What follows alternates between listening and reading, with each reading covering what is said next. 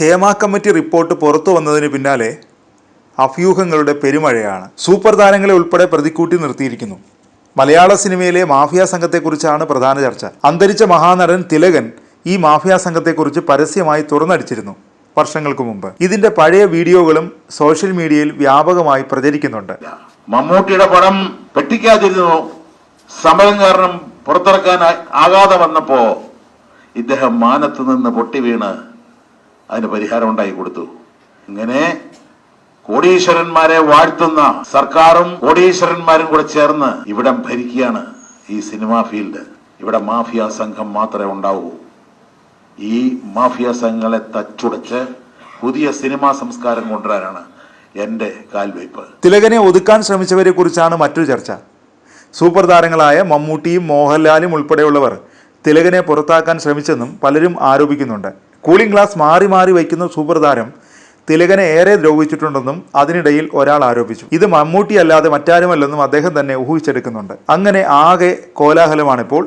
ചർച്ചകൾ പൊടിപൊടിക്കുന്നു. സത്യം എവിടെയോ പൊടി പിടിച്ചു കിടക്കുന്നു. മമ്മൂട്ടി നല്ല നടനല്ല എന്നൊക്കെ തിലകൻ പല അഭിമുഖങ്ങളിലും പറഞ്ഞിട്ടുണ്ട്. മാത്രമല്ല, മമ്മൂട്ടി സിനിമയിൽ നിന്ന് അവസരങ്ങളില്ലാതെ പുറത്തായി നിൽക്കുന്ന ഘട്ടത്തിൽ താങ്കളില്ലാതെ മലയാള സിനിമ മുന്നോട്ട് പോകില്ലെന്നും മമ്മൂട്ടിയോട് പറഞ്ഞിട്ടുണ്ടെന്ന് തിലകൻ തന്നെ മറ്റൊരു അഭിമുഖത്തിൽ പറഞ്ഞിട്ടുണ്ട്. മമ്മൂട്ടി നല്ല നടനല്ലെന്ന് പറഞ്ഞിട്ടില്ലെന്നും മോഹൻലാലുമായി അഭിനയിച്ചപ്പോഴുണ്ടായ രസതന്ത്രം മമ്മൂട്ടിയുമായി അഭിനയിച്ചപ്പോൾ ഉണ്ടായില്ല എന്ന് മാത്രമാണ് പറഞ്ഞതെന്നും മറ്റൊരു അഭിമുഖത്തിൽ തിലകൻ പറഞ്ഞിട്ടുണ്ട്.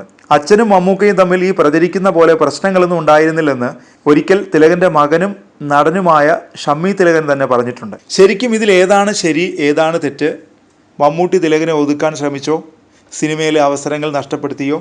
ഇപ്പോൾ വിശദീകരണമായി എത്തിയിരിക്കുകയാണ് തിരക്കഥാകൃത്തും സംവിധായകനും മമ്മൂട്ടിയുടെ ഏറ്റവും അടുത്ത സുഹൃത്തുമായ എസ് എൻ സ്വാമി. പ്രചരിക്കുന്നതിൽ സത്യമില്ലെന്നാണ് ഒരു മാധ്യമത്തോട് സ്വാമി പറഞ്ഞത്. എസ് എൻ സ്വാമി പറയുന്നത് ഇങ്ങനെ: ഹേമ കമ്മിറ്റി റിപ്പോർട്ട് പുറത്തു വന്നത് മുതൽ കുറേ വാർത്തകൾ സോഷ്യൽ മീഡിയയിലും പത്രമാധ്യമങ്ങളിലും കാണുന്നുണ്ട്. റിപ്പോർട്ട് വന്നതിന് ശേഷം പലരും തോന്നിയതുപോലെയും മനസ്സിൻ്റെ താല്പര്യമനുസരിച്ചും സോഷ്യൽ മീഡിയയിൽ പല കഥകളും പറയുന്നുണ്ട്. അതിൽ ഞാൻ ശ്രദ്ധിച്ച ഒരു കാര്യം മമ്മൂട്ടിയെക്കുറിച്ച് വന്ന ചില ന്യൂസുകളാണ്. മമ്മൂട്ടി തിലകനെതിരെ പ്രവർത്തിച്ചു എന്നും അദ്ദേഹത്തെ വർക്ക് ചെയ്യാൻ അനുവദിച്ചില്ല എന്നും പലരും പറയാതെ പറയുന്നത് കേട്ടു. പക്ഷേ മമ്മൂട്ടിയെക്കുറിച്ച് വരുന്ന ആ കഥകളൊന്നും ശരിയല്ല എന്ന് നന്നായി അറിയുന്ന ഒരാളാണ് ഞാൻ. മമ്മൂട്ടി എന്ന മനുഷ്യൻ്റെ മനസ്സും സ്വഭാവവും എൻ്റെ അത്രയും ആർക്കും അറിവുണ്ടാവില്ല. ഞാൻ അദ്ദേഹത്തോടൊപ്പം 40-ലധികം സിനിമകളിൽ പ്രവർത്തിച്ചിട്ടുള്ളതാണ്. എന്തുണ്ടെങ്കിലും ഞങ്ങൾ തമ്മിൽ സംസാരിക്കാറുണ്ട്. 40-ലധികം സിനിമകൾ മമ്മൂട്ടിയോടൊപ്പം ചെയ്തിട്ടുണ്ട്.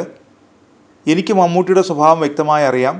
നേരറിയാൻ CBI എന്ന സിനിമയിൽ കാപ്ര എന്ന കഥാപാത്രമായി തിലകനെ വിളിക്കണമെന്ന് പറഞ്ഞത് മമ്മൂട്ടിയാണ്. തിലകന് സിനിമയിൽ വിലക്കുള്ള സമയമായതിനാൽ എനിക്കും സംവിധായകൻ K. മധുവിനും അദ്ദേഹത്തെ വിളിക്കുന്നതിനെക്കുറിച്ച് ആശങ്കയുണ്ടായിരുന്നു.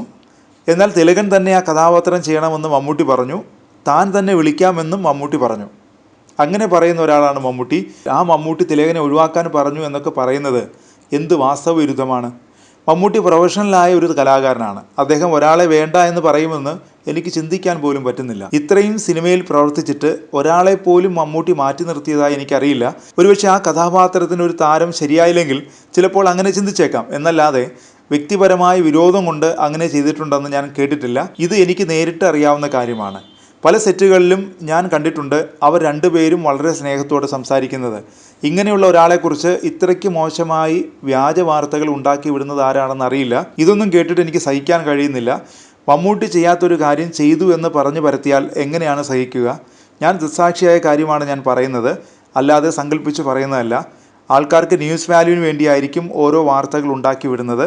പക്ഷെ നമുക്കറിയാവുന്ന സത്യം പറയാൻ മടിക്കരുതെന്നാണ് എൻ്റെ പക്ഷം. എസ് എൻ സ്വാമി പറയുന്നു.